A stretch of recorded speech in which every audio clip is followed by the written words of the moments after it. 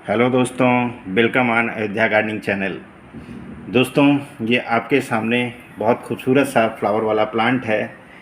इसके बारे में हम लोग ढेर सारी आपसे आज चर्चा करेंगे। इसकी प्रकृति के समझेंगे, इसके तौर तरीक़ों को रखने के समझेंगे, मौसम वाइज कैसे इसको संभालते हैं, इस पौधे को समझेंगे। इससे पहले आपको याद दिलाना चाहूँगा, अयोध्या गार्डनिंग चैनल पर ढेर सारी जानकारी के लिए प्लेलिस्ट के माध्यम से वीडियोस देखें। आपको बहुत सारी जानकारियाँ उपलब्ध होंगी दोस्तों। अपडेटेड चैनल है, रेगुलर इस पर वीडियोस मैं अपलोड करता रहता हूँ। तो आते हैं दोस्तों मुख्य मुद्दे पर। ये पौधा दोस्तों जो अपनी प्राकृतिक छटा बिखेर रहा है बहुत भोलेपन से, ये है दोस्तों कलंचे। कलंचे पौधे ऐसा पौधा है जिसको हम दूसरा नाम, ये शॉर्टकट नेम है दोस्तों, ये शॉर्टकट नाम, अगर बात पूरा नाम की करें इसको बोलते हैं कलांचे ब्लॉसफेलियाना, कलांचो ब्लॉसफेलियाना। दोस्तों, इस पौधे को हम किन मौसम में लगाएं, कैसे लगाएं, क्या देना है, कैसी मिट्टी हो, कैसा इसका टेम्परेचर, कहाँ पर हम रखें, यही मुद्दा है इस वीडियो को बनाने का दोस्तों। इसको दोस्तों विडोज थ्रिल भी दूसरे नाम से कहते हैं, हालांकि ये नाम पॉपुलर नहीं है। आप समझते हैं दोस्तों इस पौधे की प्रकृति को। दोस्तों, प्रकृति को समझने के लिए इसके हम परिवार पर जाएंगे। ये एक सक्लेंट क्लास का प्लांट है। सक्लेंट क्लास मतलब ही बहुत कुछ बताने लगता है दोस्तों। सक्लेंट क्लास का मतलब ये हुआ कि इसकी वाटर रिटेंशन जो नेचर है वो बहुत ज़्यादा है। ये पौधे की बात कर रहा हूँ मैं, मिट्टी की बात नहीं कर रहा हूँ इसकी। जैसे कि कोकोपीट वाटर रिटेंशन एक नेचर रखता है, वो अपने अंदर पानी लेता है तो उसको पकड़े रहता, होल्ड किए रहता। उसी तरह ये पौधा अपने अंदर पानी होल्ड किए रहता है दोस्तों। इसकी पत्तियां ये देखें, अगर बहुत मोटी मोटी होती हैं, इसको तोड़ने से इसके अंदर नमी अपने आप दिखेगी। ये देखिए, ये देखिए पानी जैसा, ये मतलब इसको कई दिन से पानी नहीं दिया तब मैं बता रहा हूँ। तो दोस्तों, ये पौधा सक्लेंट क्लास का है। जब बात किसी पौधे की क्लास हम समझ लेते हैं तो हमारी समझ थोड़ी सी अपने आप विकसित होना शुरू हो जाती है, अगर हम गार्डनिंग से नए नहीं हैं। नए वालों के लिए मैं बताता हूँ, सक्लेंट क्लास का मतलब यह है ये पानी बहुत कम एब्जॉर्ब करेगा, बहुत कम पानी आपसे डिमांड करेगा।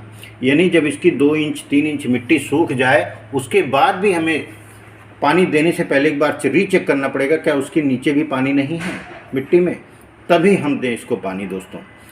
अब इसी से जुड़ा दूसरा फैक्ट आपके निकल के आता है कि जब ये पानी कम एब्जॉर्ब लेता है, डिमांड करता है, तो ये मिट्टी के अंदर जो सॉइल हुई, जिसके अंदर मिट्टी के अंदर जो फर्टिलाइज़र हुआ उसको भी कम एब्जॉर्ब करेगा। यानी वाटर कम लेगा तो ये फर्टिलाइज़र भी कम लेगा, स्वाभाविक, क्योंकि पानी के थ्रू ही, जड़ों के थ्रू ही आना है फर्टिलाइज़र पौधे में। यानी ये वाटर भी कम मांगता है, फर्टिलाइज़र भी कम मांगता है। अब जो पौधा वाटर कम मांगेगा वो सनलाइट भी कम मांगेगा, तो ये 3 चीज़ें आपस में लिंक हो गई दोस्तों इस पौधे की प्रकृति को समझने के लिए। इस कलंचो पौधे को समझने के लिए 3 चीज़ें आपस में लिंक है, यानी कम पानी, कम फर्टिलाइज़र, कम सनलाइट वाला प्लांट है ये दोस्तों। जब बात कम सनलाइट की आती है तो हमारे पास हमेशा सनलाइट का अगर हम डिवाइड करना चाहें तो 3 प्रकार की सनलाइट होती है। एक डायरेक्ट सनलाइट, दूसरा ब्राइट सनलाइट, यानी वो एरिया जहाँ पर सीधे सूरज की रोशनी नहीं पड़ रही, तीसरा जहाँ पर ये दोनों स्थिति नहीं है, तीसरी यानी अंधेरा जैसा है, जहाँ पर हमें कुछ देखने के लिए बल्ब जलाना पड़ रहा है। तो ये जो तीसरा क्लास है वो किसी भी पौधों को सूट नहीं करता, जल्दी, रेयरली करता है, रेयरली। कुछ पौधे कुछ दिन सर्वाइव कर जाते हैं, फिर उनमें पत्तियाँ काली पड़ने लगती हैं, ये सब प्रॉब्लम्स आती हैं। लेकिन ये दोनों चीज़ें ब्राइट लाइट और डायरेक्ट सनलाइट से ही पूरी प्रकृति चल रही है। तो दोस्तों, ये पौधा डायरेक्ट सनलाइट और इनडायरेक्ट सनलाइट यानी ब्राइट सनलाइट दोनों में ही शूट करता है इस पौधे को। अब मुद्दा ही है दोनों कैसे शूट करता है दोस्तों। ये पौधा हम अक्टूबर नवंबर में जब प्लांट करते हैं, ये अप्रैल तक, ज़्यादा कह सकते हैं कि अप्रैल तक फ्लावरिंग करता रहता है। अप्रैल तक फ्लावरिंग करता रहता है। ये मार्च है, अभी भी देख रहे हैं ये फ्लावरिंग कर रहा है। तो दोस्तों क्या है कि जब सर्दी यानी अक्टूबर नवंबर में कैसी लाइट होती है, इंटेंसिटी बहुत कम होती है, कभी कभी तो धूप भी नहीं निकलती 2-2 4-4 दिन। ऐसे में ये सर्दी वाली डायरेक्ट धूप 3-4 घंटे के लिए इसके लिए बहुत ही बेस्ट है। अब जब अप्रैल मई आने लगता है तो हम कह सकते हैं, यानी अप्रैल की बात करें अगर हमारे नॉर्थ इंडिया की बात करें ज़्यादातर एरिया में, तो वहाँ पर टेम्परेचर अप्रॉक्सीमेट 38, 40, 42 ऐसे टच जाने लगता है। इसके ऊपर का टेम्परेचर इस कलंचे प्लांट के लिए नुकसानदेह होता है। ऐसे में ये पौधा खराब हो सकता है। तो हमें क्या करना है दोस्तों, ऐसे में इसको हमें डायरेक्ट सनलाइट से हटा देना है, यानी जहाँ पर हमने इसको सर्दी में रखा था वो जगह भी इसके लिए ठीक नहीं है।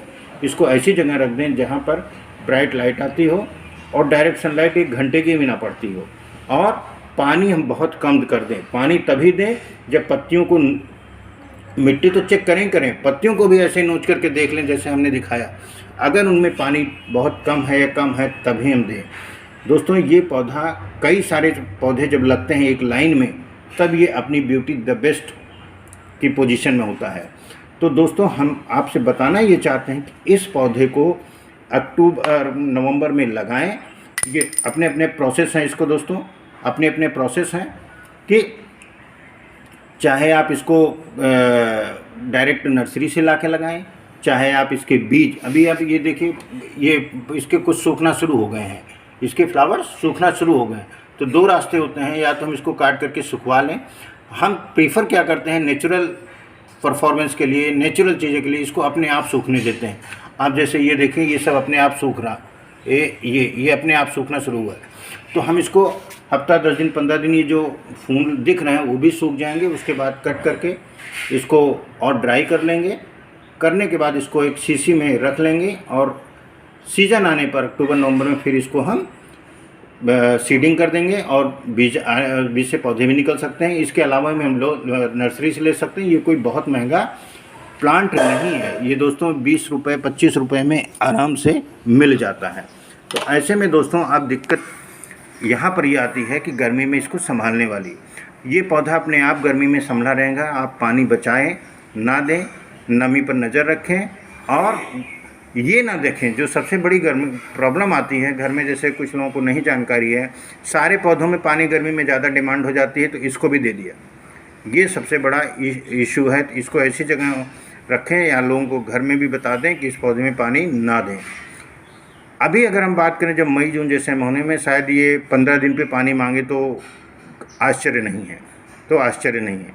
वैसे टेम्परेचर हर जगह का अलग अलग होता है, तो दोस्तों निगरानी रखनी पड़ेगी, उसी हिसाब से इसको हमको वाटरिंग करना पड़ेगा।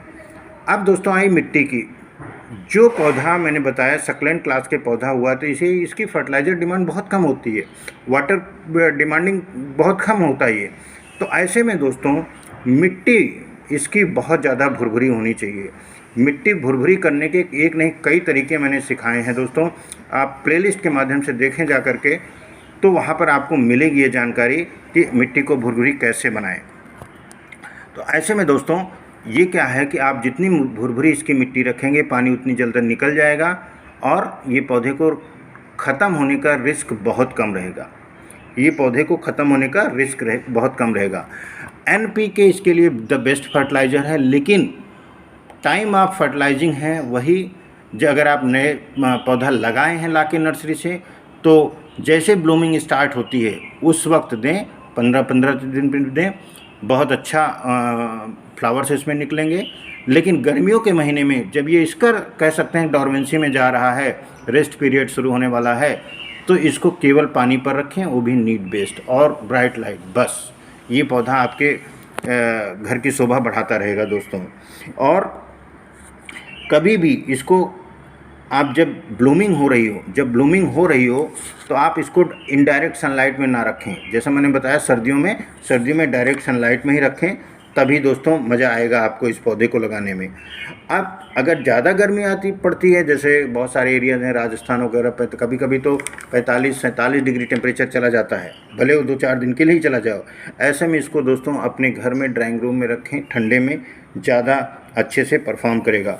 और इसके लिए पॉट की जो साइज है वो भी बहुत बड़ी नहीं होनी चाहिए। आप देखिए इसको मैंने हैंगिंग में लगाया हुआ है, तो 5-6 इंच का गमला ही काफ़ी है। कई सारे गमले ला के आप लगाएंगे तो ये बहुत ज़्यादा अच्छे से आपको देगा। हाँ, अगर आप इसको बड़े गमलों में लगाना चाहते हैं जिसका डायमीटर चौड़ा है तो आप एक गमले में 2-3 पौधे भी लगा सकते हैं। तो उम्मीद है दोस्तों, मैंने जो आपसे मिट्टी के बारे में बात की, फर्टिलाइज़र के बारे में